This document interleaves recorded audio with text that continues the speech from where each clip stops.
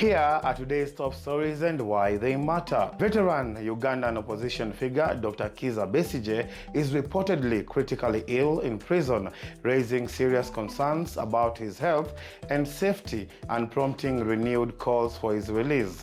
His wife, Winnie Byanyima, told reporters that Besigye was returned to prison shortly after suffering a medical emergency. She says he is now battling serious health complications while in custody and lacks adequate medical care. DW's Frank Yiga reports from Kampala. Here in Uganda's capital, news of Dr. Kizza Besigye's deteriorating health has sparked a mix of sympathy and anger among the public. Many Ugandans I spoke to say they believe it is time for Besigye to be released so he can access proper medical treatment, arguing that no political dispute should come at the cost of a human life. Opposition activities have increasingly focused on Besigye's condition, while several civil society groups have petitioned the courts to intervene on humanitarian grounds. Meanwhile, government spokespersons maintain that Besigye is receiving appropriate medical care and insist that due legal process is being followed. However, pressure continues to mount on the authorities as concerns over his health grow. This is what some Ugandans had to say. So in respect of raw governance, let Kizza Besigye be released.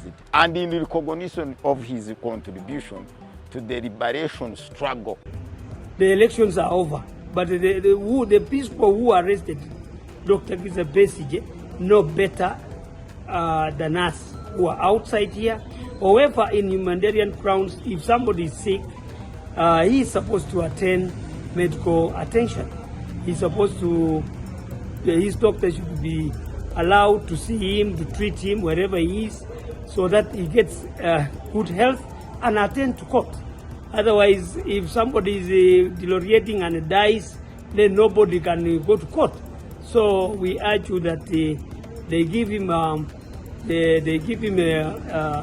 go ahead with this doctor to treat him. At the same time, he's in custody. German Foreign Minister Dr. Johann David Vardepool arrived in Nairobi on Wednesday for a two-day official visit aimed at strengthening cooperation between Germany and Kenya in the areas of trade, security, and climate action. During talks with Kenya's Foreign Affairs Minister Musalia Mudavadi, the two leaders agreed to deepen political dialogue, enhance regional security cooperation, and expand economic relations. Discussions also included plans to advance a bilateral labor mobility framework that will create pathways for skilled Kenyan professionals to access employment opportunities in Germany. The two ministers spoke to reporters following their meeting. This visit is therefore a clear demonstration of the cordial and mutually beneficial relations between our two countries, founded on shared values of democracy, multilateralism, respect for international law, and a common commitment to a just, peaceful, and sustainable global order. Earlier today, we held extensive bilateral discussions aimed at deepening cooperation in key priority areas, including migration and mobility, climate change and renewable energy, peace and security, and multilateral cooperation. Kenya plays a key mediator role in the region and shoulders significant responsibility for peace and security in Somalia and in Haiti. We also spoke about how to unlock unused potential in our trade and investment relations. This is particularly true in the field of renewables, green hydrogen, infrastructure, and agriculture. I want to see more German business invest in Kenya, which is why I brought a business delegation with me.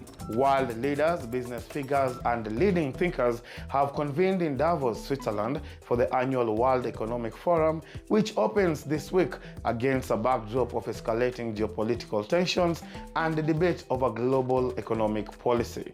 With US President Donald Trump expected to attend and deliver a high-profile address, discussions are unfolding amid growing transatlantic strains, including US US tariff threats linked to Greenland that European Union leaders have criticized as undermining multilateral cooperation. Speakers at the forum, among them European Commission President Ursula von der Leyen, have cautioned that rising trade frictions and economic confrontation pose serious risks to global stability, while stressing the importance of renewed commitment to cooperation and innovation. We need our own strategic approach. This is why we're working on a package to support Arctic security. The first pillar will be a massive European investment surge in Greenland, in particular to further support the local economy and infrastructure. And that wraps up today's top stories. For more sharp analysis and the latest developments from across the continent and beyond, don't forget to subscribe, like, and share your thoughts in the comments. You're watching DW Africa, and I'm Andrew Wasike.